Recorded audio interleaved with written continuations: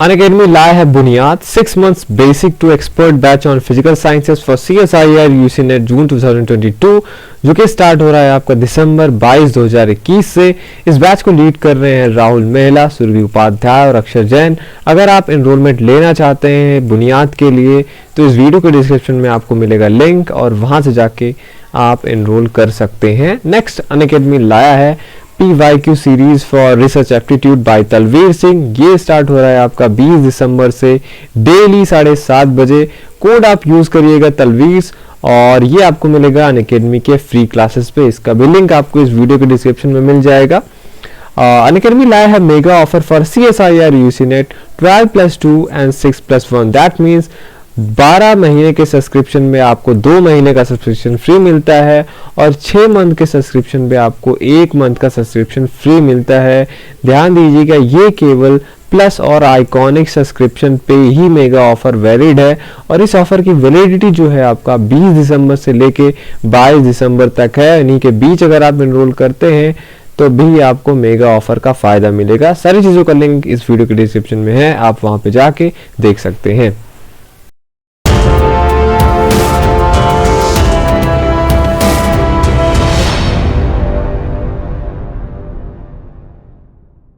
Hello friends, welcome to masters of botany again. मैं हूं आपका दोस्त विनय कुमार सिंह। फंजाई का लेक्चर्स हम जो है आपको प्रोवाइड करा रहे थे, नोट्स उन पे शॉर्ट नोट्स, जिससे आपकी तैयारी जो है क्विक हो जाए, अच्छे से हो जाए, जो एग्जामिनेशन में पूछा जाता है वो। साथ ही साथ अगर आपको ये चीज़ें समझ में आती हैं तो आप उसका डिटेल जो है थोड़ा सा बुक से पढ़ सकते हैं। हमने जो है मैस्टिगोमाइकोटिना और जाइगोमाइकोटिना खत्म कर दिया है, सारे लेक्चर्स आपको प्रोवाइड किए जा चुके हैं। अब हम आते हैं एस्कोमाइकोटिना पे। एस्कोमाइकोटिना जो कि कॉमनली इनको हम सैक फंजाई बोला जाता है, उसमें बहुत इंपॉर्टेंट मेंबर्स हैं एस्कोमाइसीड्स के, और मतलब ये जो आप कह लीजिए एस्कोमाइकोटिना, वैसे ही बेसिडियोमाइकोटिना और डिटोरोमाइकोटिना, ये बहुत ज़्यादा इंपॉर्टेंट है। इनमें से कुछ मेंबर्स हैं, इनमें बहुत सारे फीचर्स हैं जो इनको यूनिक बनाते हैं और आपको पता है एग्जामिनेशन में हमेशा यूनिक चीज़ें पूछी जाती हैं। तो एस्कोमाइकोटिना को कॉमनली जो है इनको सैक फंजाई बोला जाता है और यहाँ पे जो परफेक्ट स्टेट होता है एस्कोस्पोर्स होता है, ठीक है। एस्कोस्पोर्स का परफेक्ट स्टेट होता है, मतलब सेक्सुअल स्टेज एस्कोस्पोर होता है। ईस्ट ये जो होता है यहाँ पे आप देखेंगे जो इसका मेंबर है एस्कोमाइकोटिना का ही यूनिसेलुलर होता है और यूजुअली जो अदर मेंबर होते हैं वो प्रोफ्यूजली ब्रांच होते हैं, हाईली ब्रांच होते हैं। और जहाँ तक अभी तक आपने देखा कि मैस्टिगोमाइकोटिना और जाइगोमाइकोटिना में आपको जो माइसीलियम था वो सिनोसिटिक नेचर का मिलता था, मतलब वहाँ पे सेप्टेशन नहीं होता था। तो एस्कोमाइकोटिना से आपको सेप्टेशन देखने को मिलेगा। माइसीलियम में सेप्टा रेगुलरली देखने को मिलता है, तो सिनोसिटिक कंडीशन देखने को यहाँ पे नहीं मिलता है। और सेप्टा जो होता है उसका भी अलग नेचर का होता है, जैसे एक परफोरेटेड सेप्टा, डॉलीपोर सेप्टा। तो एस्कोमाइकोटिना का जो सेप्टा होता है वो परफोरेटेड सेप्टा होता है। यहाँ पे बेसिडियोमाइकोटिना के जैसे पैरेंथेसिस वाले वो नहीं रहते सेप्टा, ठीक है, जिसको हम डॉलीपोर सेप्टम बोलते हैं। तो यहाँ पे केवल आपको परफोरेटेड सेप्टा मिलता है, ठीक। अब जो खास बनाता है एस्कोमाइकोटिना को वो है इनका फ्रूटिंग बॉडीज। फ्रूटिंग बॉडी को हम क्या बोलते हैं, एस्कोकार्प। और ध्यान देने वाली चीज ये है कि ये इंडोजीनस नेचर के होते हैं। एक तो होता है एक्सोजीनस नेचर जो बाहर से जिनका डेवलप होता है, और जो एस्कोकार्प होता है वो आपका इंडोजीनस नेचर का होता है, मतलब उसकी ओरिजिन इंडोजीनियसली होती है। और फ्रूटिंग बॉडीज आपका मेनली जो है 4 टाइप के होते हैं, एपोथीशियम, पेरीथीशियम, क्लिस्टोथीशियम एंड एस्कोस्ट्रोमा। अब यहाँ पे जैसे स्ट्रोमा दिया है, एस्कोस्ट्रोमा, तो ये केवल स्यूडो पैरेन्काइमेटस स्ट्रक्चर है, काफी ये स्पेशलाइज्ड चीज नहीं है, ठीक, केवल ऐसे ही रहता है, जैसे आप समझ लीजिए माइसीलियम के जैसा ही एक पैरेन्काइमेटस स्ट्रक्चर होता है, उसको हम एक्सोस्ट्रोमा बोलते हैं।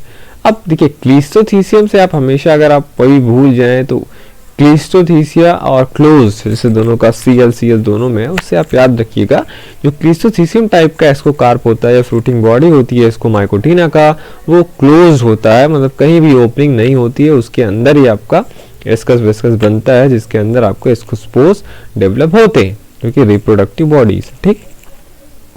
वैसे ही पेरीथीसियम है, पेरिथीसियम और एपोथीसियम जो है दोनों के दोनों काफ़ी कंफ्यूजन वाले हैं, और जितने भी स्टूडेंट हैं मेनली इसी में कंफ्यूज होते हैं कि हम एपोथीसियम कैसे याद रखेंगे और पेरिथीसियम कैसे याद रखेंगे।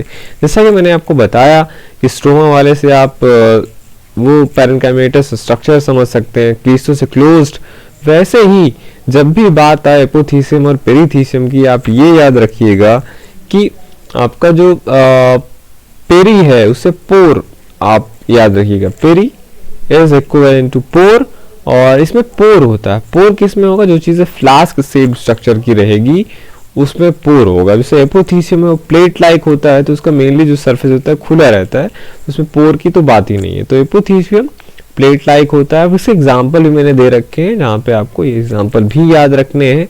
एपोथीसियम प्लेट लाइक स्ट्रक्चर होता है फ्रूटिंग बॉडी, या इसका एग्जाम्पल पेजाइजा है। पेरिथीसियम जो फ्लास्क शेप स्ट्रक्चर है वो आपको जैसे क्लेविसेप्स में देखने को मिलेगा इस फंगस में। क्लिस्टोसीसियम आपको एस्परजिलस, पेनिसिलियम और फिलेक्टीनिया में देखने को मिलता है, और इसको स्ट्रोमा का यहाँ पे एग्जाम्पल नहीं दिया गया है। ठीक है, अब एक खास बात और है स्कोमाइकोटीना में कि यहाँ पे डीजेनरेशन ऑफ सेक्स देखने को मिलता है। दैट मीन्स जब लोअर जो स्कोमाइसीड्स हैं उनमें जो होता है कॉम्प्लेक्स रिप्रोडक्टिव स्ट्रक्चर्स होते हैं, और जैसे जैसे आप हायर जो एडवांस जेनेरा देखेंगे या स्पीसीज देखेंगे स्कोमाइकोटीना का जो मेंबर्स हैं उनमें सिंपलेस्ट सेक्स रिप्रोडक्टिव ऑर्गन जो होता है वो डेवलप होते हैं, और इनमें मेल को एंथ्रीडियम बोला जाता है और फीमेल रिप्रोडक्टिव बॉडी को एस्कोगोनियम बोला जाता है। ठीक, अब हम बात करेंगे सैक्रोमाइसीज जो है उसके बारे में। सैक्रोमाइसीस सबसे पहले तो मैं आपको बता दूं जो ये ब्रैकेटेड पार्ट है वो थोड़ा सा इंपॉर्टेंट है कि ये हेमिस्कोमाइसीड से बिलोंग करता है, और यहाँ पे 3 ऑर्डर हैं इसके, प्रोटोमाइसिटेज, इंडोमाइसिटेज और टेफ्राइनेल्स। तो प्रोटोमाइसिटेज जैसे कॉमन मेंबर प्रोटोमाइसीज, फिर इंडोमाइसिटेज। ठीक, इंडोमाइसिटेज का शायद आपका सैक्रोमाइसीज ही है, यस सैक्रोमाइसीज, और टेफ्राइनेज का टेफ्राइन आपका हो गया। ये सब हेमिस्कोमाइसीड्स के हैं, और इसके मेनली कैरेक्टर क्या होते हैं? ये मेनली सैप्रोफाइट्स होते हैं, पैरासिटिक नहीं। ठीक, मेनली सैप्रोफाइट, कुछ पैरासाइट्स भी होते हैं। असेक्सुअल रिप्रोडक्शन इनमें यूनिक इस सेंस में है कि यहाँ पे बडिंग या फिजन होता है। ठीक, बडिंग मतलब कोई भी बॉडी है उससे कोई बड निकले तो बडिंग, और फिजन मतलब जो ट्रांसवर्स आधे आधे पे कॉन्स्ट्रिक्शन होके वो पार्ट हो जाए उसका, तो ये हुआ सेक्सुअल रिप्रोडक्शन। अगर हम बात करें सेक्सुअल रिप्रोडक्शन की तो यहाँ पे आपको गैमेटेंजियल कॉपुलेशन देखने को मिलता है। इसको जीनस हाइफा और जो एस्कोकार्प होते हैं इनमें नहीं बनते हैं।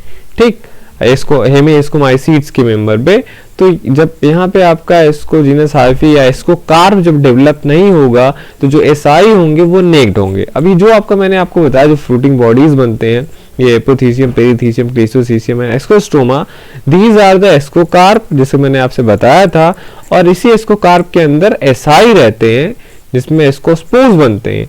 तो जब एसाई जो होता है एस्कोकार्प के अंदर रहेगा तो आप कह लीजिए कि हाँ ये एस्कोकार्प के अंदर है, लेकिन हेमिस्कोमाइसीड्स का ये फीचर है कि यहाँ पे एस्कोकार्प होता ही नहीं है, इसीलिए एसाई नेक्ड होता है। ऐसा क्वेश्चन पूछा गया है, एसाइज आर नेक्ड इन, तो आपको बताना है प्रोटोमाइसीज या इंडोमाइसीज का मेंबर जैसे सैक्रोमाइसीज और टेफ्राइना में एसाई जो होता है वो नेक्ड होते हैं। मतलब कहने का यही मतलब है कि उसमें एपोथीसियम, पेरिथीसियम, क्लिस्टोसीसियम लाइक स्ट्रक्चर्स नहीं बनते हैं। अब बात करें अगर हम सैक्रोमाइसीज पे, तो ये वो है, इनमें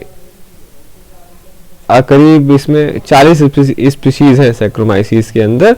the most common one is Saccharomyces cerevisiae, और you can say that it is a very important member of this genus Saccharomyces cerevisiae, जिसको आप कॉमनली बेकर्स ईस्ट या ब्रीवर्स ईस्ट भी कहते हैं। बेकर मीन बेकिंग में जो काम आता है, और सेकेंड जो ब्रीविंग में काम आता है। ठीक है, जैसे बियर्स या एल्कोहलिक फर्मेंटेशन कराने में काम आता है। ठीक, अब ये जो आपका स्पीसीज है बेकर और ब्रीवर्स ईस्ट, तो ये है ही है, साथ में साथ ये इन्वर्टेज और जाइमेज का भी इंपॉर्टेंट सोर्स है इंडस्ट्रियल लेवल पे।